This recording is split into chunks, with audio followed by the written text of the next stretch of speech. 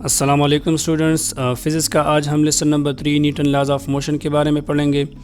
Newton के 3 laws of motion है। आज के लेसन में हम Newton's first law of motion को एक्सप्लेन करेंगे। Newton's first law of motion की तरफ जाने से पहले कुछ 2-3 बातें सर आइज़ैक न्यूटन के बारे में। Sir Isaac Newton was one of the most influential personality in the world. और बहुत अजीम इंसान गुजर चुके हैं। उनके बड़े ख़िदमात हैं, उनके बड़े कारनामे हैं।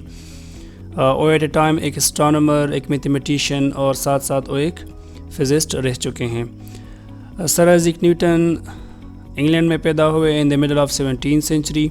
उन्होंने कॉजेज़ ऑफ मोशन के बारे में एक थ्योरी प्रपोज की जिसको हम न्यूटन लॉज ऑफ मोशन के नाम से जानते हैं। इसी तरह उन्होंने ऑब्जेक्ट्स के ऊपर जो डिफरेंट इफ़ेक्ट्स होते हैं फोर्सेस की वजह से, इसके बारे में एक्सप्लेन किया। फॉर एग्ज़ाम्पल हमारे समंदरों में जो मून की वजह से इफ़ेक्ट्स आते हैं, जो मौजें बनती हैं जिनको हम ओशन टाइड्स के नाम से जानते हैं, उनको भी एक्सप्लेन किया। इसी तरह न्यूटन ने एक रिमार्केबल बुक लिखी न्यूटन्स प्रिंसिपिया के नाम से, जो कि उनका असासा है हमारे पास।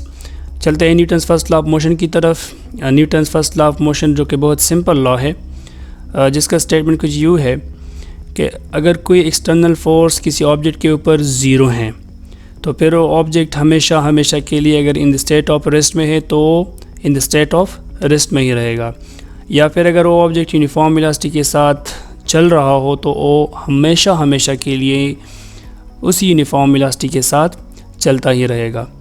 यहाँ पर आप देख सकते हैं F net is equal to zero. ये F net is equal to zero means next external force is equal to zero.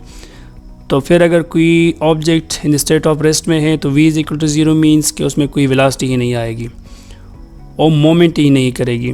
या फिर अगर कोई object in the state of motion में है तो वो एक्सेलरेट नहीं होगी, उसमें एक्सेलरेशन ज़ीरो आएगी और वो यूनिफॉर्म वेलोसिटी के साथ चलता ही रहेगा।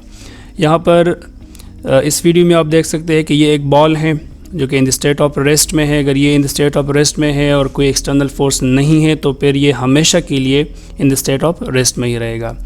या फिर यहाँ पर आप इस कार को देख सकते हैं, अगर कोई एक्सटर्नल फोर्स नहीं है तो ये हमेशा के लिए इन द स्टेट ऑफ मोशन में ही रहेगा और यूनिफॉर्म वेलोसिटी के साथ चलता ही रहेगा। Newton's first law of motion को आपकी आसानी के लिए इनको 2 पार्ट्स में डिवाइड करते हैं। बॉडीज एट रेस्ट, जो objects in the state of rest में है तो हमेशा के लिए इन द स्टेट ऑफ रेस्ट में ही रहेंगे जब तक इसके ऊपर कोई नेट एक्सटर्नल फोर्स ना लगाई जाए। एग्जांपल्स में आप देख सकते हैं कि ये एक बॉल है, इन द स्टेट ऑफ रेस्ट में है तो ये इसी स्टेट में हमेशा के लिए ही रहेगा जब तक इसके ऊपर कोई नेट एक्सटर्नल फोर्स ना लगाई जाए। इसी तरह ये एक एप्पल है जो कि इन द स्टेट ऑफ रेस्ट में है तो ये हमेशा के लिए इसी स्टेट में ही रहेगा जब तक इसके ऊपर कोई नेट एक्सटर्नल फोर्स ना लगाई जाए। आगे चलते हैं। इस लॉ की जो दूसरी पार्ट है वो बॉडीज इन मोशन है। कोई ऑब्जेक्ट अगर इन दी स्टेट ऑफ मोशन में है, यूनिफॉर्म स्पीड के साथ आगे की तरफ चल रहा है तो उसी यूनिफॉर्म स्पीड के साथ हमेशा के लिए चलता ही रहेगा जब तक इसके ऊपर कोई नेट एक्सटर्नल फोर्स ना लगाई जाए। एग्जांपल में आप देख सकते हैं ये एक कार है जो कि इन द स्टेट ऑफ मोशन में यूनिफॉर्म स्पीड के साथ आगे की तरफ चल रहा है। अगर कोई नेट एक्सटर्नल फोर्स इसके ऊपर ना लगाई जाए तो ये हमेशा के लिए इसी यूनिफॉर्म स्पीड के साथ आगे की तरफ चलता ही रहेगा। यहाँ पर आप देख सकते हैं 2 सेकंड्स में 4 मीटर, फिर अगेन 2 सेकंड्स में 4 मीटर, फिर अगेन 2 सेकंड्स में 4 मीटर। ये यूनिफॉर्म स्पीड है।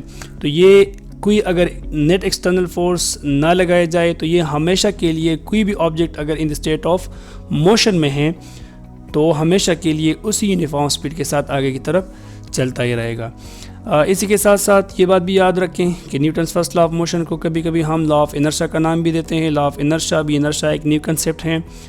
तो इंशाल्लाह नेक्स्ट लेक्चर में हम इनर्शिया को डिफ़ाइन करेंगे, इसको एक्सप्लेन करेंगे कि ये इनर्शिया है क्या चीज़। तब तक ये जो आज का टॉपिक हमने पढ़ा इसको अंडरस्टैंड करने की कोशिश करें।